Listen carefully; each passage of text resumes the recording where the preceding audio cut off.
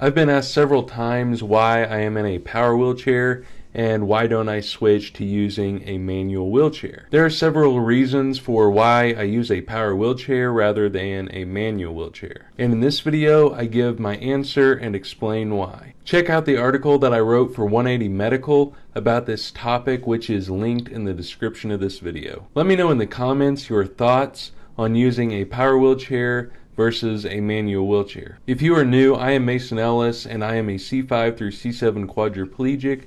I make videos to help you live life just like you would have able-bodied. If you enjoy this video, give it a like and subscribe to the channel so you don't miss out on future videos. I actually have a power wheelchair and a manual wheelchair. My power wheelchair is a Permobil C300, which I'm in it right now, and my manual wheelchair is a Tylite Aero T. I use both of my wheelchairs, but use my power wheelchair most of the time. The number one reason for why I use my power wheelchair over my manual wheelchair is because of the long-term health issues. Two common health issues that result from using a manual wheelchair are carpal tunnel and shoulder injuries. I don't have finger function, so carpal tunnel isn't really a concern for me, but shoulder injuries are. Many people say that pushing a manual wheelchair is good exercise, and that is true if you don't exercise any other way. However, for me, I use a power wheelchair and exercise every day, not by pushing myself around like I would in a manual wheelchair, but by doing my daily exercise routines. Power wheelchairs are beneficial for exercising because you can lift weights and use resistance bands without the wheelchair moving or without having to lock the brakes. The reason that wheelchair users have shoulder problems is because of weight bearing, which happens during transfers such as to and from your bed to and from a vehicle, and loading and unloading a manual wheelchair, pressure relief such as pushing yourself up to relieve pressure, and pushing yourself around in a manual wheelchair. 60 to 70% of manual wheelchair users experience shoulder pain. On average, a wheelchair user makes 2,000 to 3,000 pushes per day.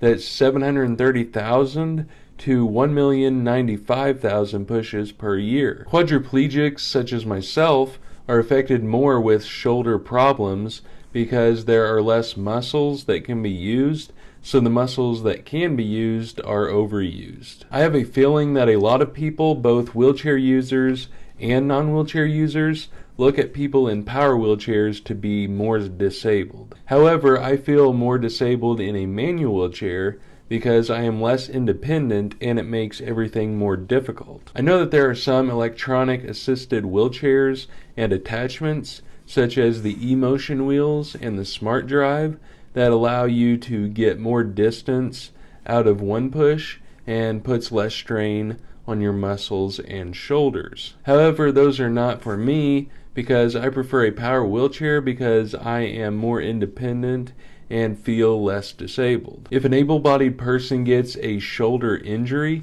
they can just stop the activity that they're doing. However, if a wheelchair user gets a shoulder injury, they can't just stop using a wheelchair because they need it to get around. Wheelchair users could stop using manual wheelchairs, but they still need to use their shoulders to do other things such as transfers. At my house, I prefer my power wheelchair because of the thick carpet and the rough and hilly terrain. I can also drive my vehicle from my power wheelchair because it has the easy lock system installed to hold my wheelchair in place. Out in public, it is easier to use my manual wheelchair to maneuver tight areas such as inside restaurants. It can also be pushed over curbs or doorways that my power wheelchair is unable to get over without a ramp. The main reason that I don't use a manual wheelchair all of the time is because I don't want to experience shoulder problems and have to end up getting shoulder surgery or shoulder replacement. I like using a power wheelchair as my primary